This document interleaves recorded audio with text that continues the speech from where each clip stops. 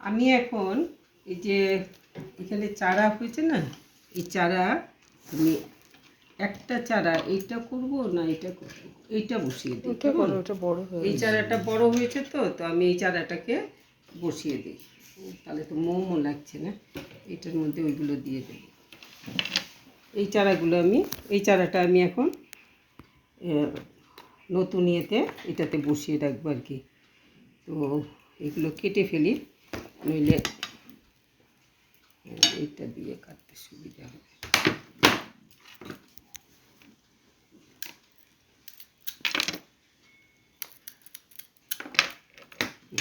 এই যে চারাটা হয়েছে, এই যে শিকড়, এমন সুন্দর শিকড় বেরিয়েছে। এখন আমি এই দুটো রেখে দেবো চারা করার জন্য থাকবে।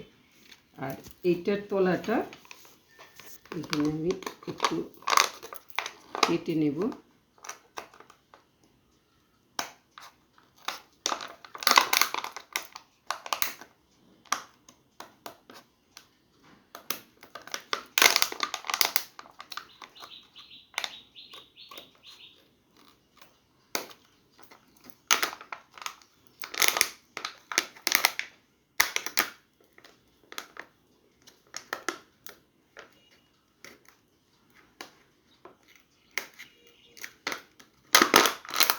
এরকম করে কেটে এটাতে টেম্পোরারি বসাচ্ছি আর কি, যাতে চারাটা তাড়াতাড়ি গ্রোথ হয় ভালো করে, সেই জন্য।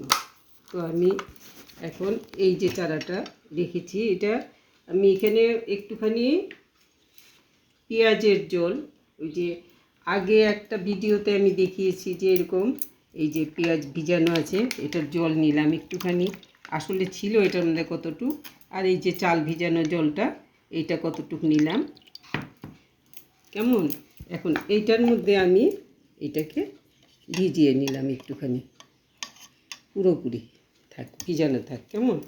এখন আমি এইটা যেহেতু একদম নতুন চারা, যদি জল না পায় তাহলে পরে, জল মানে একটুখানি ভিজা ভাব যদি না থাকে তাহলে পরে চারা শুকিয়ে যাবে। সেই জন্য আমি একটুখানি নারকেলের ছোবড়া দিলাম, কিন্তু সবটাতে আমি নারকেলের ছোবড়া দেব না। আচ্ছা, আগে কিছুটা এগুলো দিয়ে নিই, তাহলে তলাটা একটু ওজন থাকবে। এখন আমি এটাকে এরকম করে বসিয়ে, যাতে গাছটা আমার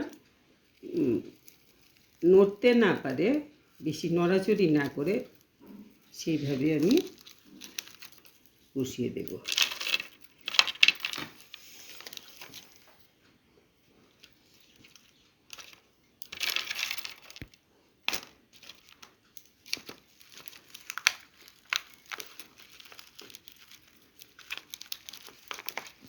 আচ্ছা, এটা পরে আগে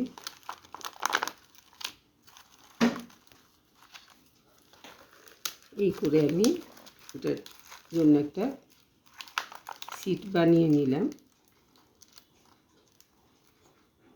শেকড়টাকে এরকম দিয়ে এখন আমি কয়লা, কংক্রিট এগুলো এটা দেব না, এগুলো দিয়ে নিলাম। কিন্তু আমার একটা জিনিস ভুল হয়ে গেছে, এই যে আমি অর্কিডটার ডালগুলো কেটেছি, শুকনো ডালগুলো, ওইখানটাতে আমার একটুখানি দারচিনির গুঁড়ো দিতে লাগবে, নইলে এইখানে যদি কোনো রকম ইনফেকশন হয়ে যায় তাহলে আমার চারা নষ্ট হয়ে যাবে। এখন আমি এটাকে এখানে ভিজালাম। যেহেতু আমি এক্ষুনি সামনে দারচিনির গুঁড়ো আনিনি, তো আমি এটাকে একটু মোম দিয়ে এটা বন্ধ করে দেব, যাতে কোনো রকম ইনফেকশন না হয়।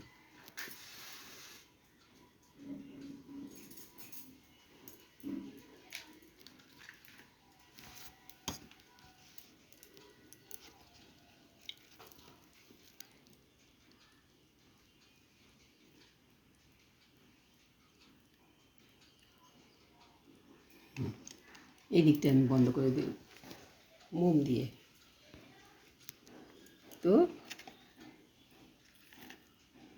যাতে কোনো রকম ইনফেকশন না হয়, এই যেগুলোতে মোম না দিয়ে এইখানে দারচিনির গুঁড়ো দিয়ে দিলে পরে, লাগিয়ে দিলে এরকম ধরে একটু টিপা দিয়ে লাগিয়ে দিলে পরে তাহলেই যথেষ্ট আর কি, খুব ভালো থাকে দারচিনির গুঁড়োতে। এই গাছ খুব ভালো হয়। এখন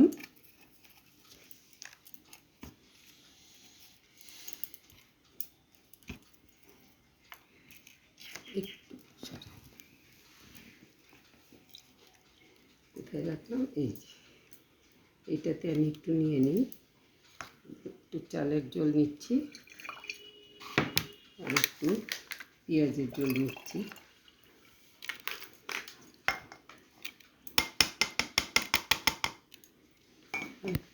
কী করলাম, একটু এমনি জল মিশিয়ে নিচ্ছি, একটুখানি প্লেন জল মিশিয়ে নিলাম। এখন আমি এটার উপর দিয়ে সুন্দর করে একদম ভালো করে ভিজিয়ে, পুরোটাকে ভিজিয়ে দিলাম। এখন এটা আমার এই জলটার মধ্যে থাকবে অন্তত পক্ষে 1 ঘন্টা। তারপর আমি এটাকে তুলব। তারপর কয়দিন লক্ষ্য রাখতে লাগবে যাতে শুকিয়ে না যায়, একটু স্প্রে করে দিতে হবে। এইভাবে আমরা চারাগুলো এরকম তৈরি হয়ে গেলে, পাতাটা আমি একটুখানি বেশি সাহস করে ফেলছি, পাতাটা অন্তত পক্ষে এইরকম ছোট পাতা হয়ে গেলে পরে তারপরে চেঞ্জ করলে পরে ভালো হয় আর কি। কিন্তু আমি তো ওই উল্টো পাল্টা করি, এই জন্য এরকমটা করে ফেললাম। তো এইভাবে আপনারা করতে পারেন। আমি তো দেখালাম কিভাবে আমি করেছি। এই কৌটোটাকে কেটে এই কৌটোটার ঢাকনাটাই ভেতরে দিয়ে আমি বসিয়েছিলাম আগেরটা,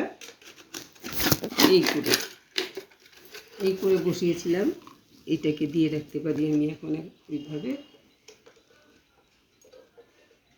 ওই ঢাকনাটা বের করে দিই, এইভাবে দিয়ে রাখতে পারি। এগুলোরও শেকড় বেরোচ্ছে। তো এইভাবে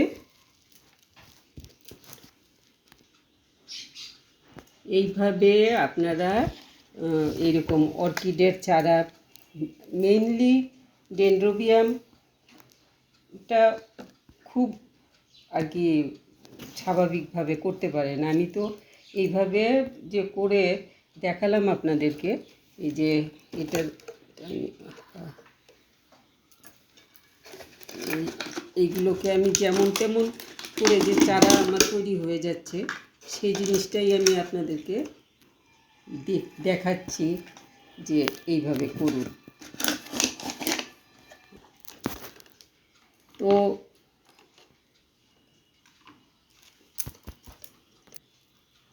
তো আমি এইভাবে ডেনড্রোবিয়াম,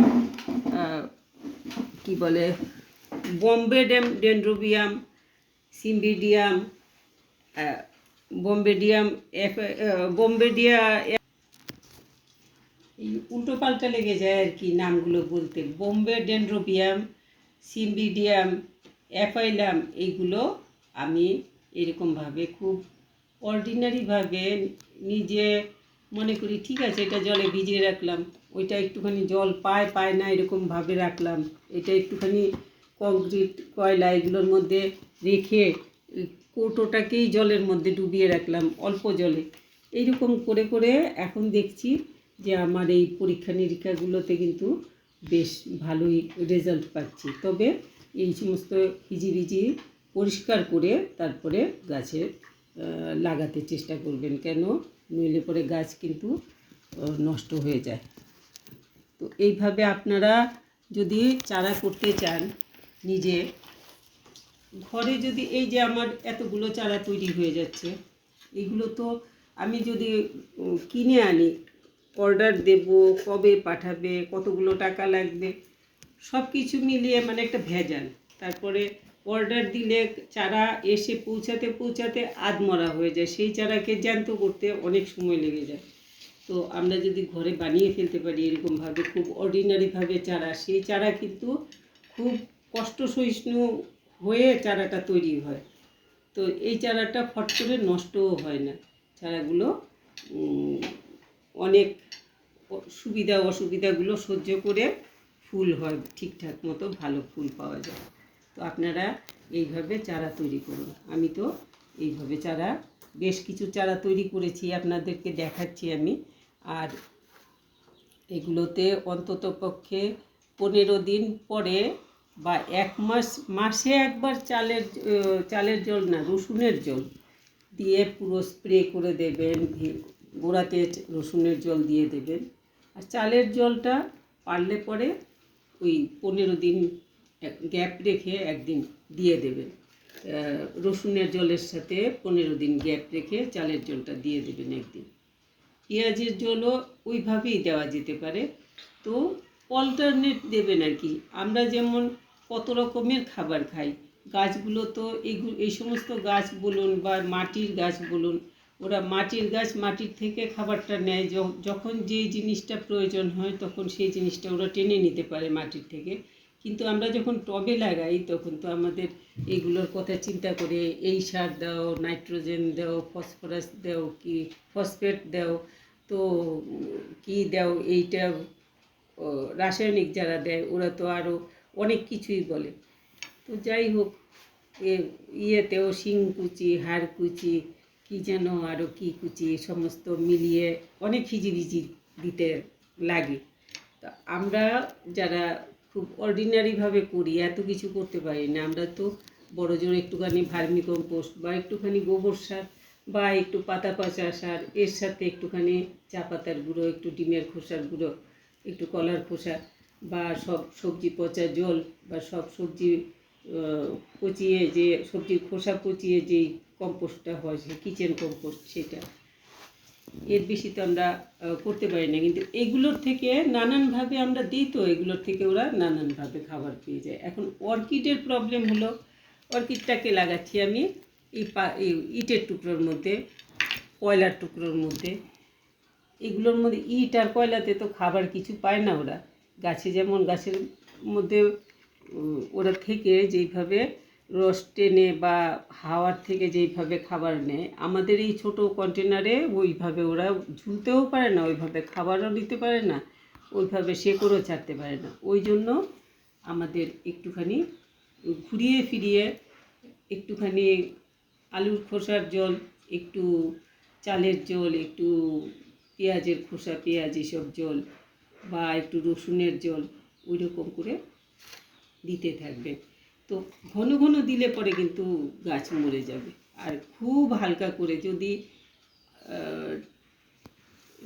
250 গ্রাম না তো ml যদি জিনিসটা হয়, যে পেঁয়াজের খোসার জল, ওইটার সাথে আর 75 ml প্লেন জল মিশাবেন। তারপরে ওইটা গাছের, ওই যে আমি আবার ভুল করে ফেললাম, 75 না, 750 ml, মানে 1 লিটারে যদি 1 ভাগ ওইগুলোর রস বা চালের জল বা পেঁয়াজের রসুনের জল হয় 1 ভাগ, বাকি 3 ভাগ হবে প্লেন জল।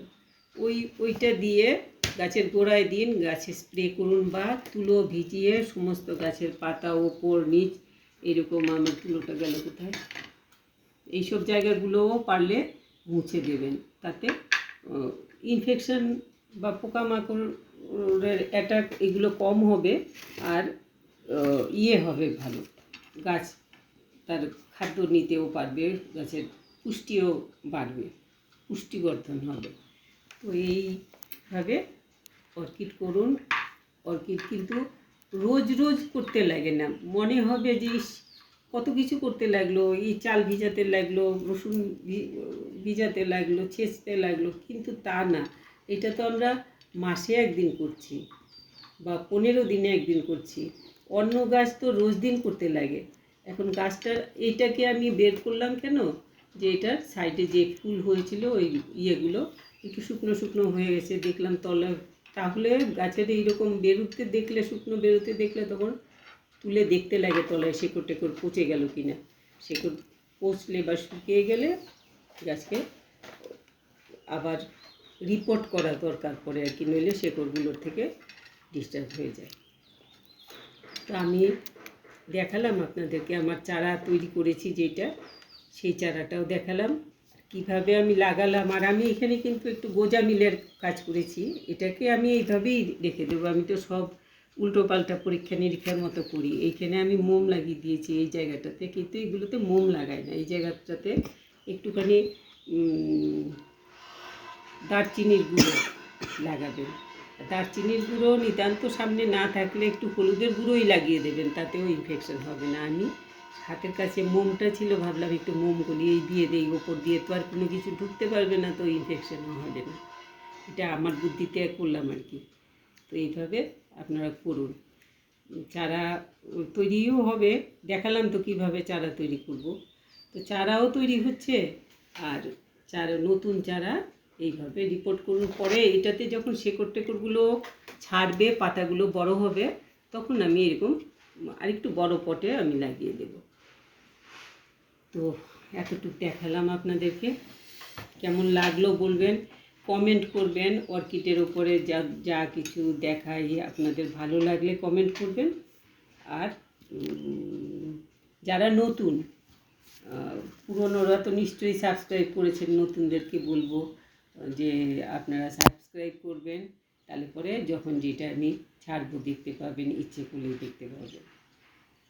আমি চেষ্টা করব আরও অর্কিড সম্বন্ধে যতটুকু আমি বুঝি, যতটুকু জানি, আমি যেভাবে করি ওইটা দেখাতে চেষ্টা করব।